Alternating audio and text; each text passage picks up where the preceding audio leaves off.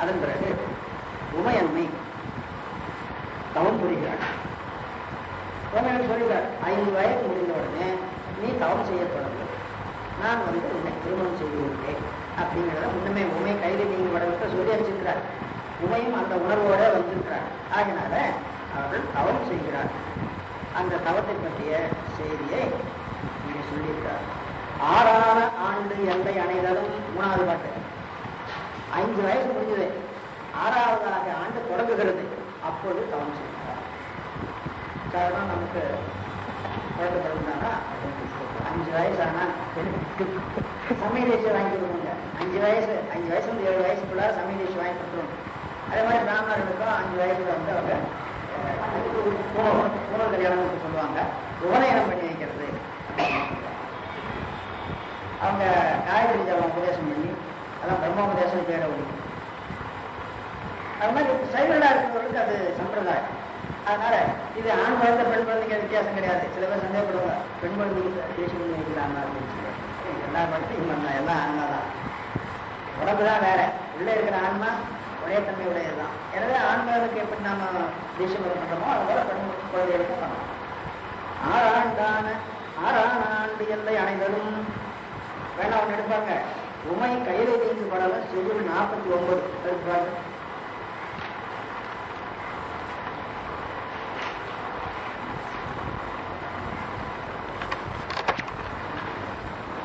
ஆண்டு என்னும் அளவை நிற்கு அதன்மொழி சிவபெருமான் சொல்றார் உமையம் இடத்துல. 5 ஆண்டு என்னும் அளவை நிற்கு அதன்மொழி அதன் பின் குந்தி அமர்வமோடு எமை நினைத்து அருந்தவம் புரிதி வந்து யாம் அது காணுரா. அந்த பாட்டோட ஒரு குறிப்பிடம் வந்தியாம் இருக்கும். பிரிச்சு போட்டா வந்தியாம் போடணும், சரி போட்டா வந்தியாம். அது எப்படிங்க வந்தியாம் வரும் அப்படின்னு கேட்டா, வந்து என்ற ஊனாவுக்கு முன்னால யா என்று வந்தானா அந்த ஊனா ஏனாவா திரும்பி போவோம். இது ஒரு விதி. இதுக்குத்தானே இலக்கணம் கொஞ்சம் படிச்சுக்கணும் அப்படின்னு சொல்றோம். தமிழ் இலக்கணம் படிக்காம ஒன்றும் பண்ண முடியாதுங்கிறது ஒன்றும் கருத்து கிடையாது. ஆனா அது இருந்தானா இந்த மாதிரி இடங்கள்ல கடவுள் எல்லாம் ஓடிட்டு வந்து யாம் அது காணுரா மனம் செய்து மறையா இந்த மார்வரையிடை உனை தருது என்று இசைத்தான். நம்ம பார்க்க ஒரு சுவை இருக்குது. மறையாத சொல்லிட்டு பாருங்க, ரொம்ப சுருக்கமான சொல்லுது. என்ன தெரியுங்களா? வந்து யாம் அது காணுரா மனம் செய்து மறையால் இந்த மால்வரையிடை உனை தருதும். இந்த செய்து மறையால் இந்த வறுமையில மாவட்ட நிலைமையில கெட்டு போகும். மறையால் மனம் செய்தும் மறையா. இந்த மறையால் சொல்ல பிடிச்சிங்க, வேத விதிப்படி மனம் செய்து கொள்கிறேன். ஆனா உன்னை எல்லாரும் பார்க்குற மாதிரி இங்க போயிட்டு வர மாட்டேன். நாளைக்கு அதான் நடக்க போகிறது. அப்போ அந்த அந்த சுத்தமான ஒரு இதுதான் அந்த சில சொற்கள்ல வந்து சில பொருளாற்றலை வைக்கிறது. இதெல்லாம் காப்பியப்படுறவர்கள் பழக்கம். இந்த மாதிரி விஷயங்களை எடுத்துதான் கச்சேரி சிவாச்சாரியார் எப்படி சொற்களை பயன்படுத்துகிறார், அந்த சொற்களை பயன்படுத்துகிற முறையில எப்படி அந்த காப்பியத்துடைய கருப்பொருளை கொண்டு வைக்கிறார். மறையா நான் ரகசியமான அர்த்தம். நான் கல்யாணம் பண்ணிக்கிறேங்கிறது உண்மைதான். ஆனா உன்னை கூட்டிட்டு வர பொழுது உங்க அப்பாவுக்கு தெரியாம கூட்டிட்டு வந்துடுவேன். அப்பதான் தட்சனுக்கு கோபம் உண்டாகும். தட்சனுக்கு கோபம் உண்டாக்கி அவனை தண்டித்து நல்ல புத்தி கொண்டு வரணுங்கிறது நியதி. அதுக்காக இவ்வளவு பண்றேன். அப்ப அந்த மறையாத என்று சொல்லு அது தந்தாத அமைகிறது. இதை போல சின்ன சின்ன சொல்லுல கச்சேரி சிவாச்சாரியார் பெரிய விஷயங்களே சேர்த்து வச்சிருக்காங்க. அதை கண்டுபிடிச்சு அதை வெளியே கொண்டு வரணும். சரி, 6ஆன ஆண்டு எல்லை அணைதலும் அம்பிகை தனக்கு ஓர் கூறான பிரான் தன்னை கோடல் முறை குனித்தனதான். குனித்தனா கருதல் கணித்தல் என்று குனித்தல் வரும்.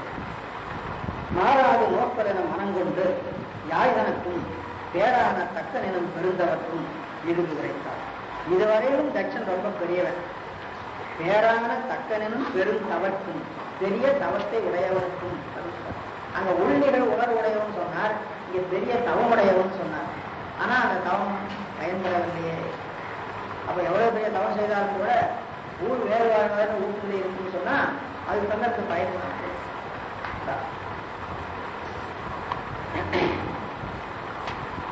பாதுகாப்புல அந்த குழந்தை சொல்லிட்டு கூறுவது ஒன்று உமக்கு உண்டா குறவீர்கள் குறவர். அது முன்னிலையில் வெளியில் வருவது குறவி அப்படின்னு மொழியீரால் இது கேள்வின் ஆறு குணை செஞ்சடிகளுக்கு அண்ணலுக்கே உரித்தாகும் பேருடையேன். பெரியபாண்டு ஞாபகம் செஞ்ச சங்கிலியாச்சாருக்கு இப்படிதான் ஞாபகம் வந்தது, அரவணாச்சாருக்கு இப்படிதான் ஞாபகம் சொல்றாரு. அவன் வதுவை பெறுவதற்கு நோட்பல் யான், நோட்பல் யான் நோட்பலியான்னு வருது. வேறொரு சார் கடிமாடம் விரித்து என்னை உடுக்கிறது. கடிமாடம், கடினா காவல், அதான் கடிமாடம் சொல்றது. பிறர் யாரும் சொல்லாதபடி காவலை உடைய ஒரு மாடம் செய்து அதன் என்ன எங்களை இருக்க வைத்தது. இதுவரையிலும் கடைசி வரையிலுமே தட்சனுக்கு உமையம்மை தன் மகள் அப்படிங்கிற நினைவுதான் இருக்குது. முச்சகமும் தருகின்ற முதல் இதனை தம் மகள் என்று இச்சையோடு நனி போற்றி இருவரும் நாடோடு நோக்கினார்னு அன்பு உச்சியினை பன்முறை போன்று ஈர்த்து அம்மோ உன்னுடத்தில், அங்க அம்மோ அது ஈ இருக்கணும், அது முடிச்சு போட்டாங்க. உன்னுடத்தில் ஊனாவை பிடிச்சாங்க, இங்க ஈயனை போடலாம்ட்டாங்க. அம்மோ உன்னுடத்தில் வராது, அம்மோய் அதான் விழி. அம்மோய் உன்னுடத்தின் நச்சியை மோன் உயர்த்துகன நாரியவோடு எப்போ சில தோழிமார்கள் இருக்கிறார். அந்த சமயத்துல வேதவதிக்கு இந்த நிகழ்ச்சி சரியா தெரியல, அதை வரையா சொல்லியிருப்பாங்க. அப்ப வேதவதி ஒரு கேள்வி கேட்டா, இந்த வயசுல இந்த குழந்தை தவம் செய்யணும் போகுது ஏன் அப்படின்னு கேள்வி கேட்டா, பழைய கதையெல்லாம் தட்சணா சொன்னான். இந்த மாதிரி கந்தபுராணத்துல அநேக இடங்கள்ல சில விஷயங்கள் திரும்ப திரும்ப அது ஒரு முறையாக வச்சிருக்கிறாங்க. வள்ளியம்மை திருமணம் படமும் நீங்க பார்க்கலாம், கடைசியில் அந்த மாதிரி பாடம். மாதவர்களால் விடைபெற்று வன்முறை விட்டு ஏவுகிறதும் வேதவல்லி அதுகானா மெய்க்கணவன் தன்னை நோக்கி பேதை இவள் சிவனை உணர் பெற்றிமை என். கணவன் தன்னை நோக்கி கேட்கிறான், பேதை இவள், பேதை என்பது அறிவில்லாதவள் அர்த்தம். அறிவில்லாதவள் மட்டும் இல்லைங்க, அந்த பருவமும் அதுதான். ஆமா, மகளுக்கு 7 பருவம் சொல்லுவாங்க, அதுல 5 முதல் 7 ஆண்டு பேதை அப்படின்னு சொல்லி ஒரு வழக்கு. அதனால பேதை இவள் சிவனை உணர் பெற்றிமை என், எப்படி இவள் சிவனை உணர முடியும்? பெற்றிமையான தன்மை மட்டும். மொழிகை என்ன? ஈது அணையல் நிலைமை, அவளுடைய நிலைமை இது என யாரும் எடுத்து இயம்புகின்றான். பின்னால கதை சொல்றான் பாருங்க. இது தக்கன் தவம் செய்யப்படலாம் 14வது பாட்டில் இருக்குது. அதை அப்படியே திரும்ப இங்க கொண்டு பாடியிருக்கோம். இந்த கதையெல்லாம் உங்களுக்கு தெரியும், அதை படிச்சு பொழுதுபோக்கு கொண்டு போக வேண்டாம். 10வது பாட்டு வரணும் அந்த கதையை சொன்னான்.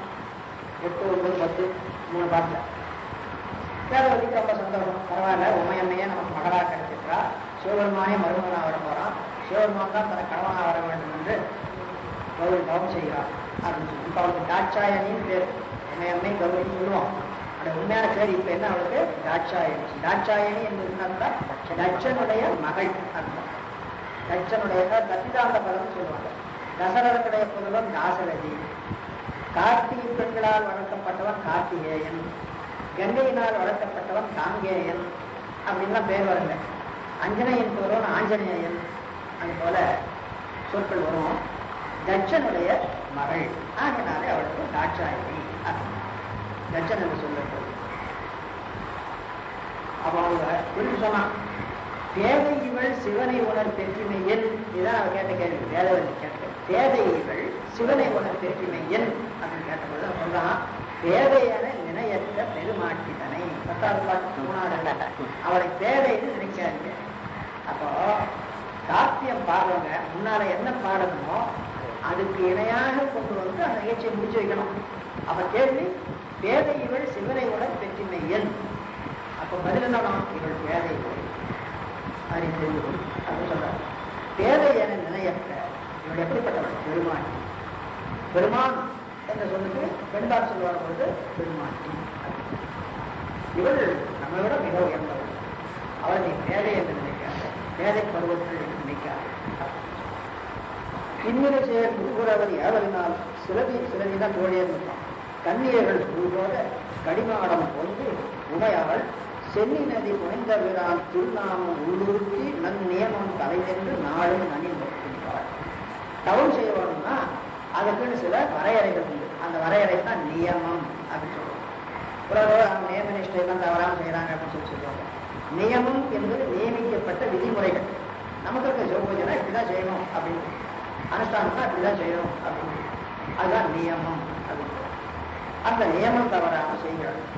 தவம் செய்கிற போது ரொம்ப முக்கியமானது என்னன்னு கேட்டா, யாரை நோக்கி தவம் செய்கிறோமோ அவருடைய திருநாமத்தையே சதா ஜெபித்து கொண்டிருக்கிறோம். அந்த திருநாமம் தான் உள்ளத்துல இருக்கும். உள்ளத்துல வேற எதுவும் இருக்கக்கூடாது. அது சொல்றார், திருநாமம் உள்ளது. சென்னி நதி புனித விழான் திருநாமம் உள்ளுறுத்தி உள்ளத்துல வைத்து நன்னியமம் தலைநின்று 4 மணி நிற்கின்றார்.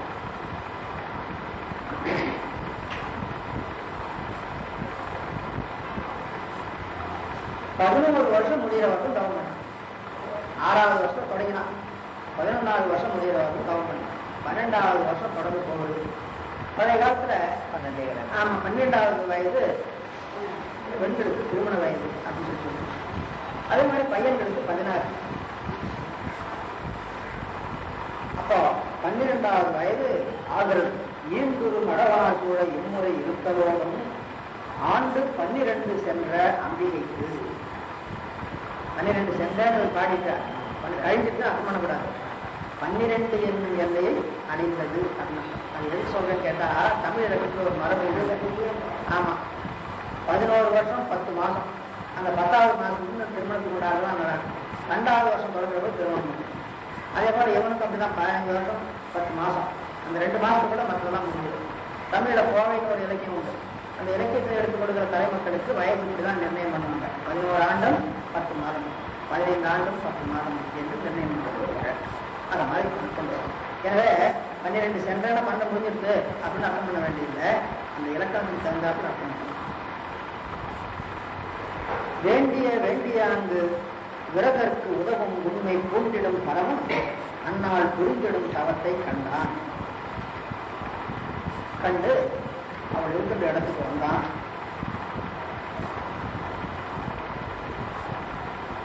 அந்த மாளிகைக்குள்ளேயே வந்தான். அங்கே இருக்கிற இடத்துல தன்னுடைய வரவை தெரிவித்தான்.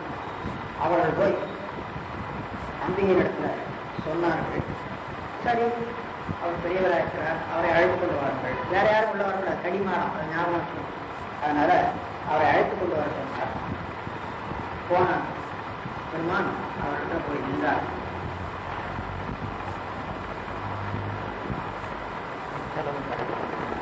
உமையம்மைக்கு மனதுல என்ன எண்ணம் தோன்றுகிறதுன்னு கேட்டா, என் காவலர் வந்தால் அன்பர் இவர் என கருதி அண்ணான் பூவடி வணங்கி வேண்டும் பூசனை குறித்து நின்றாள். 18வது பாட்டு. இதை உள்ள அழைச்சு போனாங்க. இதை பார்த்த உடனே சிவபெருமானுக்கு அன்புரை அப்படின்னு சொன்னாங்க. அதனால சிவபெருமானையே எப்படி வழிபடணும் அதுபோல இவர் வழிபட வேண்டும் என்று நினைத்து வழிபட்டார்.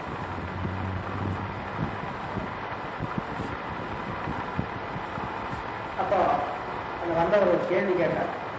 நேயமோடு அழிச்சித்து ஏற்றி நின்றவள் தன்னை நேர ஞாயிறு நிகழ்த்த மேலி நகைமதி பத்தார். அந்த ரொம்ப கற்பா இருக்கிறார். அந்த கற்பா இருந்தாலும் அது ஒரு பிரகாசம் இருந்தது. அதனால கட்சி சிவாச்சாரம் என்ன பண்ணாரு, ஒரு ஓகே போட்டார். நேர ஞாயிறு எல்லாரும் செஞ்ஞாயிறு தான் சொல்லுவாங்க. தமிழ் இலக்கணத்துல செஞ்ஞாயிறு வெள்ளிகள் அப்படின்னு சொல்லுவாங்க. யாராவது கொடுக்கணுமா? ஏங்க செஞ்ஞாயிறு சொல்றீங்க, கருப்பு ஞாயிறுன்னு ஒன்று உண்டோ, வெள்ளிங்கள்னு சொல்றீங்க, கருப்புட்டிகள்னு ஒன்று உண்டோ அப்படின்னு கேட்டா, இப்போ நம்ம தமிழ் படிக்கிறவங்க கொஞ்சம் தமிழ் படிக்கிறவங்க போயிட்டாங்க, யாரும் வரக்கா. இந்த விஷயம்லாம் தெரிஞ்சுக்கீங்க தமிழ் படிக்கிறவங்க.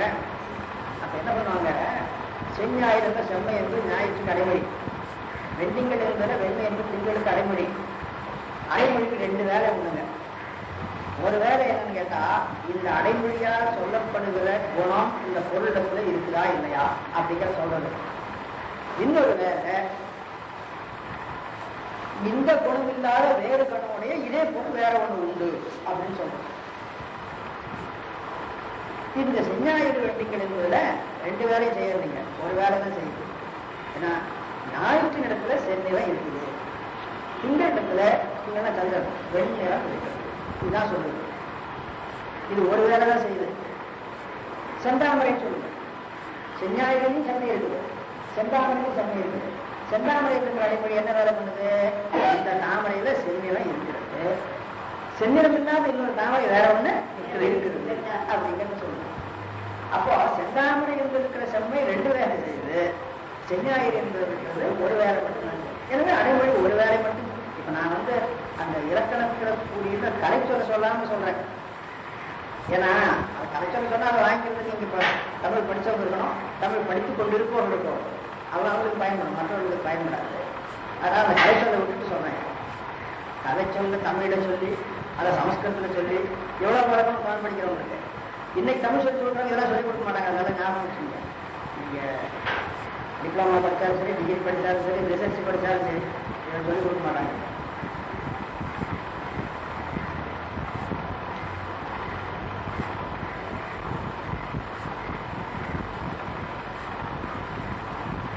எய்வு நீக்குதல், எய்வு எண்ணி நீக்குதல் ரெண்டு ஊரு.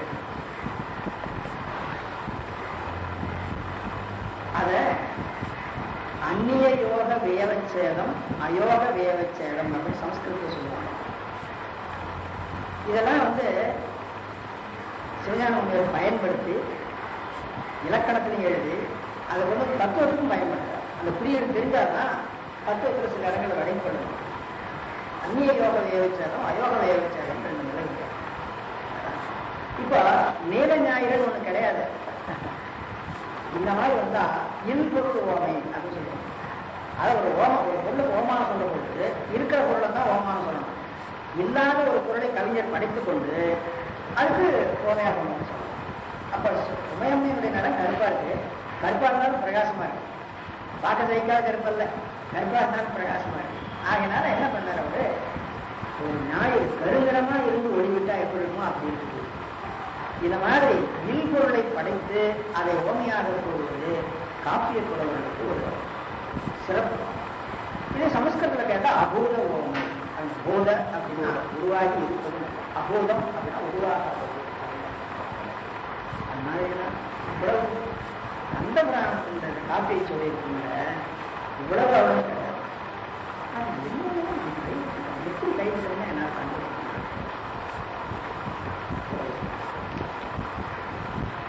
எந்த புலவராவது கந்தபுராணத்திற்கு மேடையில் பேசுறாங்க, அமராமாயணத்துக்கு போறாங்க, சிலப்பதிகாரத்துக்கு போறாங்க.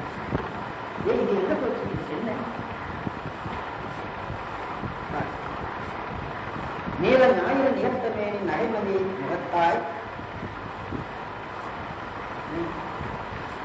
நீலம் ஞாயிறு நிகழ்த்த மேனி, அதுல முகம் இருக்குது, சந்திரன் போல நடைமதி ஒளியுடைய மதி போட்ட முகம். இப்போ ஒரு கற்பனை பண்ணி பாருங்க, ஒரு கருப்பு ஞாயிறு, அதுல நேரம் மட்டும் ஒரு சந்திரன், இதுக்கு நினைச்சா அது எப்படி அதே பார்க்கலாம்.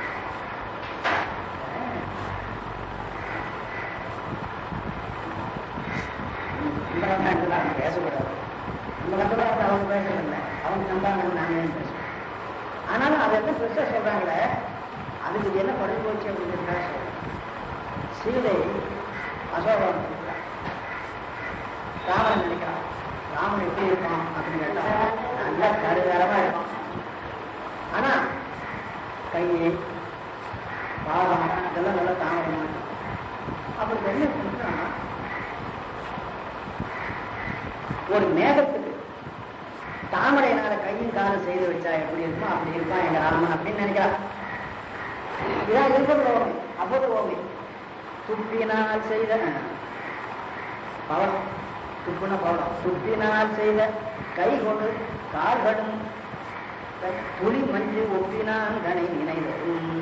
தாமரை நினைக்கிற பொழுது பவளத்தினால் செய்த கையும் காலும் உடைய ஒரு மேகம் போல. இதானுங்க இன்னொரு ஓமை. கவிஞர் எப்படி பண்றாங்க, துப்பினால் செய்த கையோடு கால்களும் உடனே வந்துருவாங்க. நம்ம பிள்ளை பெருமாள் எங்க இருக்காருல, வைஷ்ணவத்தில் ஒரு பெரிய கவிஞர் பிள்ளை பெருமாள் எங்கான்னு அவருக்கு திவ்ய கவி அப்படின்னு அடைமொழி. அவரு ஸ்ரீரங்கநாதரை பற்றி பாராடுறார். காவிரி ஆறு, காவிரி ஆறு நாட்டிலே கிடையாது, ரங்கம்ங்கிறதுக்கு அதுதான் அர்த்தம். 2 ஆறு மத்தியில் இருக்கிற மனம், அதுதான் ரங்கம். அது அதுல ஒரு மலை கிடக்குது, அது என்ன மலைன்னா அஞ்சன மலை. அஞ்சன மலை மையினால் செய்யப்பட்ட ஒரு மலை. அதுல தாமரை காடு இருக்கு. ஒவ்வொரு தாமரையும் ஒரு அதிசயம் இருக்கு. கண்ணு தாமரை, வாய் தாமரை, கை தாமரை, பந்தி தாமரை, பாதம் தாமரை. ஒவ்வொரு தாமரையும் ஒவ்வொரு வேலை செய்யும். ஆற்றடை குறைகள் ஒரு அஞ்சன மலையே, அரவான் சுமத்துக்கு ஒரு அஞ்சன மலையே, அஞ்சன மலை தோறும் அரவிந்தம் கூடவே, அரவிந்தம் தோறும் அதிசயம் கூடவே அப்படின்னு அடிக்க போறார். தேவியான அம்மை பாடுறார் தனிபுராணத்துல. எல்லாரும் வந்து காட்டிலாம் சொல்லிட்டு கந்தவா இருந்தாரு. எல்லாரும் என்ன சொல்றாங்க, பூ என்று சொன்னா தாமரை பூவெல்லாம் ஒன்று சொல்றாங்க, பாட்டு என்று சொன்னா திருவாசகம் தான், பூ என்று சொன்னா தாமரை. சிவபிரகாசன் பாடுங்க, பாடலப்படுவது உள்பாட்டு, பூவெனப்படுவது பொறிவாட்டு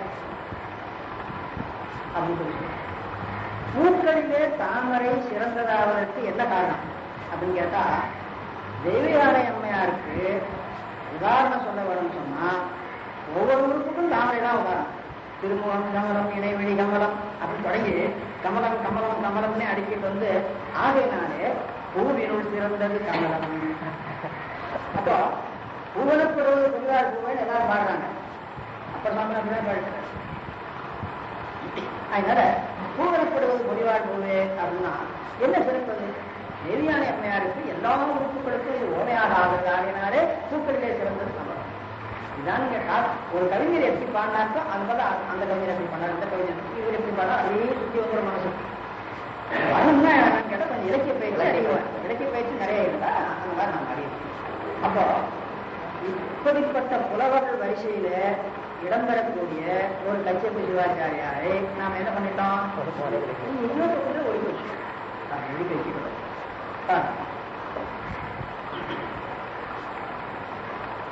ஏந்தையாம் ஏகினதொன்றை வைக்கி விரைந்தொரு குருதி எண்ணி ஆயுத புகழ்வம் என்ன அண்மையை ஒரு சின்ன உரையாடல். இந்த இடத்துல உரையாடல் ரொம்ப சாதாரணம் பண்ணியிருக்கிறார்.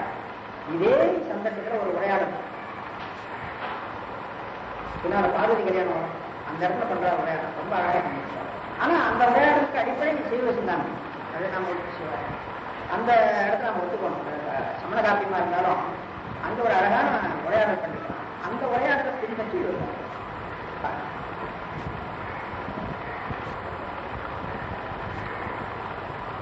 வந்தவர் சொன்னாரு, நான் ஒரு இடத்துல ஒரு வேண்டுகோளோட வந்திருக்கிறேன், அதை நிறைவேற்றி கொடுப்பாருங்களா நான் சொல்றேன்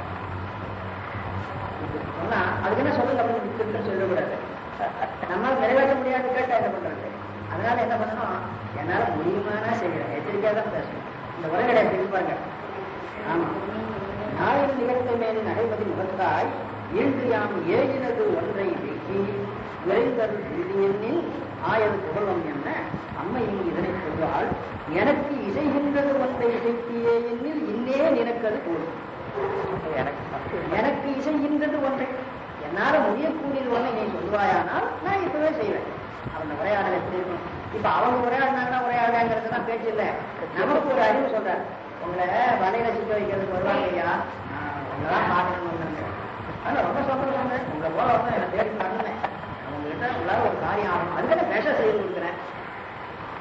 சொல்லக்கூடாது, முதல்ல காரியம் என்னன்னு சொல்லுங்க, முடியுமா முடியாதான்னு பார்க்கணும் அப்படின்னு தான் சொல்லணுமே தவிர அதுக்கெல்லாம் சொல்லுங்க வந்த உடனே நம்ம ரொம்ப போகலாம் ஆகாம ஒரு மனுஷன் நம்ம ரொம்ப சந்தோஷப்படுவோம். அதுக்கெல்லாம் உங்களுக்கு செய்ய வேற யாரும் செய்ய போறேன் சொல்லுங்க மருந்து சொல்லுவான் ஐயா, எந்த விதத்தில் நம்மளால செய்ய முடியாது. அந்த மாதிரி இடங்கள்ல நம்ம வாய்ப்பு கூடாது, வாக்கு கொடுத்தா. அதனால அங்கேயே பேசுகிறார், எனக்கு இசைகின்ற ஒன்றை இசைக்கியே எண்ணின் இன்னே நினைக்கு அது கூடும், நீங்கள் நினைப்பது என் மொழிதி என்ன சொன்னா, உன்னை கடிமணத்தின் எழுத ஊற்றனன். இங்கே கடிமணம், இங்கே கடி என்ற சொல்லுக்கு தெய்வத்தன்மை, தெய்வத்தன்மையுடைய மனம் செய்து கொள்வதற்காக நான் இங்க வந்திருக்கிறேன் அப்படின்னு. அப்ப கடி என்ற சொல்லுக்கு அநேக பொருள் உண்டுங்க. அங்க கடி மாடம், அது காவல் மாடம், கடிமனை காவல் மாடம். அது போல இங்க தெய்வத்தன்மையுடைய உன்னை கடிமணத்தின் இந்த கடிமணம்ல சொல்ல வச்சுட்டு ஒரு கூட ஒரு வேடிக்கை பண்ணணும். கடிமணம் கடிமணம் ஏன் சொன்னாங்க தெரியுமா? அது நீக்கத்தக்கதுங்கிறதுக்காக சொன்னாங்க. கடியத்தார் கூட்டல் விடி என்னும் காரணத்தால் மேன்முறை கடியே கடி என்றாருக்கு சமணம் உண்டு. அவன் கொஞ்சம் இல்வாழ்க்கை எல்லாம் கொஞ்சம் வெறுப்புதான் பேசுவான், நிலையாமை நிறைய பேசுவான். அவன் சொன்னான், கல்யாணம் சொல்றீங்க யார் பண்ணிக்காதீங்க யார் விவசாய அது பண்ணிட்டா அதை தொடர்ந்து அநேக துன்பங்கள் வறுமைகள் எல்லாம் வந்து சேரும். அதனாலதான் பெரிய வந்து அதுக்கு கண்டிப்பா கடிமணம் தெரிவிச்சுட்டாங்க. கடிமணமா நீக்கத்தக்க மனம்னு அர்த்தம். அது தெரியாதவங்கெல்லாம் தெய்வத்தன்மையுடைய மனம் கல்யாணம் பண்ணிட்டு அவசரப்படுறாங்க அப்படின்னு சொல்லி அவருக்கு வேடிக்கை பண்ணார். இதெல்லாம் புதுமை. சொற்களை வச்சுட்டு எப்படி விளையாடுறாங்க பாருங்க. நின்னை கடிமணம் இங்கு எய்த உற்றனம் அதுவே நீ எந்தனக்கு அன்புமாறு தடுத்து எதிர்த்து அத்தன் மீது உரைத்ததோடும் அம்மை அங்கையார் செடி தொட்டி செய்தன கணன்று ரொம்ப கோபம் குஞ்சி முந்து உயிர்ப்பு பெருமூச்சு நீ உத்திரம் போன்றது என்னை அதெல்லாம் ஏன் அது என்னை ஆளுகின்றது ஒரு நித்தன் வந்து வலுவை செய்ய நீள் தவம் செய்தேன். என்னை ஆளாகவே சிவபெருமான் வந்து என்னை தவம் செய்து திருமணம் செய்து கொள்வான் என்பதற்காக நான் தவம் செய்து கொண்டேன். இரண்டு இந்த மாதிரி பேசுகிறாயே சொல்லிட்டு எல்லாரும் இணையன் என்று யாரும் என்றும் இறையினேன் முன்னோனாது என்ற ஆதி உலகம் நின்னை வலுவையால் மண்ணுகின்றது அறிவு போலும் ஆதவங்கள் ஆற்றியே கண்ணி நீ எழுந்துள்ளது. அவன் பெருமான்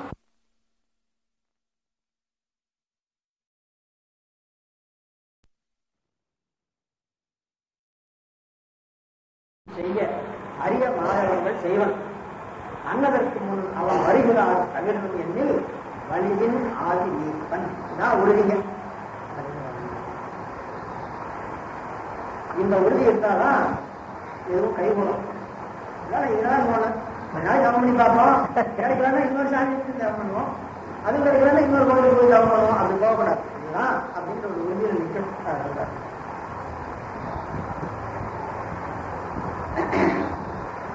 சரதம் வீடு பித்தனோ சரக்கு வைத்தி நீ பொய்யான காரியங்களை வஞ்சகமான காரியங்களை பேசுகிறாய் பைத்தியக்காரர்கள். போதி என்று தான் ஒரு குறையில் ஏக பெருமானத்தினோ மகிழ்ச்சி உவகையாய் மாது நிந்தன் அன்பு உள்ள வன்மைதான் நன்றியனா ஆதிதேவன் ஏனையோர்கள் அறிவுறாத வரை அவள் காதல் நேடு தனது பொருள் கதிர்கொள்மேனி காட்டினான். தனது உண்மை வடிவத்தை உண்மை காட்டினான். மற்றவர்கள் அதை அறியவில்லை. அதனால ஞாபகம் கொள்ளப்படும். கூட தோழியர் இருந்தார்கள், அவர்கள் அறியவில்லை. ஆதித்தன் தொல் உருவு காட்ட அமலை கண்டு மெய் பணித்து ஏதிகாரி என நினைத்து இகழ்ந்தனன் என அவன் பாதபங்கயங்களில் பணிந்து போற்றி செய்து யான் பேதையை உணர்ந்தினேன் பிரான் மறைந்து வந்தது. எம்பெருமானாகிய நீங்கள் மறைந்து வந்ததை அறிவில்லாத நான் உணரவில்லை. உன் அருட்கண் எய்துமேல் உணர்ச்சி எய்தி நிற்பந்தான் பின்வரு வெற்றி இல்லையா? நான் அறியாத போனதுக்கு காரணம் என்னன்னா நீ இருந்த மறைத்தலை செய்திருக்காய். துரோகமும் அனுகிரகமும் ரெண்டு அவன் செய்வான்ல. அருள் செய்தால் உணர்ந்து கொள்ளுவேன், துரோகம் செய்தால் முதல்ல துரோகம் செய்து வந்தாய், அதன் பிறகு இப்போது அருள் செய்தாய், இப்போதுதான் உணர்ந்து கொள்ளும். அப்ப அந்த அருளும் துரோகமும் நிகழ்கிறதை இந்த இடத்துல சுட்டி காட்டுறாங்க. உன் அருட்கள் எழுதி மேல் உணர்ச்சி எழுதி நிற்பந்தான் பின்வரு வெற்றி இல்லையா? பிழைத்தல் உண்டு தனிதில் என்னும் நத்தவத்தி தன்னை இனிதில் எல்லை கண்ணூர் தவத்தை உடையவன் சொற்பிரயோகம். புலவர்கள் தங்களுடைய காப்பியங்கள் இந்த மாதிரி சொற்களை படித்துக் கொள்ளலாம். நீ இயற்கை நன்கு நீ துளத்தல் என்றான். எந்த நாதனை பின்னும் இறங்கி எம்பிராட்டி பால் இந்த நாதனை தனாது நேர்த்திரத்தின் நோக்கலால் ஒன்றும் உன்னல் செய்கிறாள். உலகத்தில் எந்தை கொள்புகள் நன்கு தோற்றெடுத்து இருந்த நாட்டம் மீது பக்கத்தில் இருக்கிற தோழியர்களை கவனிக்கல. சிவருமானே நினைத்துக் கொண்டிருக்கிறாள். அன்பின் மீதினாலே கண்ணீர் பெறுகிறது. அப்ப பக்கத்தில் இருக்கிறவங்க நினைக்கிறாங்க இவருக்கு என்ன ஆச்சுன்னு கேட்குறீங்க. ஏன்னா என்ன நடந்தது அவங்களுக்கு தெரியாது. அவர்கள் அறியாதவாறல்லவா தன்னுடைய உருவத்தை காட்டியிருக்கிறார். அதனால கண்டு பாண்டராய மாதர் கன்னி எம்மை மோக்கலள் மண்டு காதல் அந்த நாளும் மாயம் பண்ணனையப்படும். அவன் பிராமணன் மாதிரி வந்தான், ரொம்ப மாயம் செய்திருப்பான் போன்றது. இவன் அவனே நினைச்சு பைத்தியம் பிடிச்ச மாதிரி இருக்கிறார். எளிமை ஈடு கேள்வியனா நிகழ்ந்தையாகும் முறையினால் வலிது கூட மற்ற அவன் மனத்தில் ஓடுவதற்கான். அவனு சொன்னாங்க போதம் நீடு புரிஞ்சியால் புறப்பட தெரிமொழி. உள்ள சொன்ன பாருங்க, உள் உணர்வு உடையவன் சொல்லி அந்த உள்ளுணர்வு இப்போ வேலை செய்யும். போதம் நீடு புரிஞ்சியால் புறப்பட தெரிமொழி. அந்த உள்ளுணர்வுன்னு சொன்னார். இங்க போதம் நீடு புந்தி, புந்தினா அறிவுணர்வு, புத்தி அந்த சொல் புந்தி. அது ஒரு குரல் நிச்சயிப்பு உணர்வு தன்மை. போதம் என்ற சொல்லுக்கு அறிவுணர்த்தம், புத்தி என்ற சொல்லுக்கு அறிவுணர்த்தம். அப்போ நிச்சயித்து உணர்கின்ற அறிவு போதம். அது சாதாரணமா இருக்கிறது புரிஞ்சு அப்படி. புத்தி என்பதற்கும் நிச்சயத்தில் தான் நல்லா ஞாபகம் வச்சுக்கணும். புத்தி என்ற அந்த கருத்தை நிச்சயம். மனம் ஒரு பொருளை பற்றி இதுவோ அதுவும் சந்தேகப்படும். ஆங்காரம் என்னதான் பார்க்கலாமே, அப்படின்னு புரிந்து எழுந்து ஆராய்ச்சி பண்ணோம். புத்தி நிச்சயம் பண்ணி அதை அனுபவமாக ஆன்மாவுக்கு. ஆனா இந்த இடத்துல புத்தி என்பது பொதுவாக அடிக்கின்ற சிறப்புனால ஆரம்பிக்கிறது. போதம் நீடு குந்தியால் புலப்பட திரும்பி ஆதி அம்சம் வீட்டில் அண்ணல் வந்தது ஆகலும் ஏதிரால் மூச்சுகளுக்கு எழுதி கூறி யான் மாதை அங்கு அவருக்கு அளிப்பன் கருவை ஆக்கியிருக்கிறார். யான் பெரும் மாதை அங்கு அவருக்கு அளிப்பன். இப்பவே அந்த முனைப்பு வந்திருக்காங்க. விளையாட்டம் கேட்டான், நீ நான் கொடுக்க நீ திருமணம் பண்ணி கொண்டு போகணும். யார் கொடுக்க யாருக்கு கேட்கிற போதே வரம் கேட்கிறான். வரம் கேட்கிற போது நான் கொடுக்க நீ பெற்றுக்கொள்ள அப்படிங்கிறான். அங்கேயே பெற்றுருக்கு. அதனாலதான் பெருமானத்துல உன்னிடத்துல அன்பு தவிர எனக்கு வேற எதுவும் வேண்டாம், இதான் கேட்கணும். வேற ஏதாவது கேட்டா அது நம்ம முனைப்புல கொண்டு இருக்கு. அன்பு தவிர எனக்கு வேற ஒன்றும் வேண்டாம் அப்படின்னு கேட்பாருங்க. நாம ஒரே ஆனா உலகின்றதோடு அப்படிலாம் முடியாது. நம்ம உலகில் கடந்தவங்க தான். சரி, அப்புறம் திருமணப்படலாம். நல்ல நாள் வந்தது, திருமணம் செய்து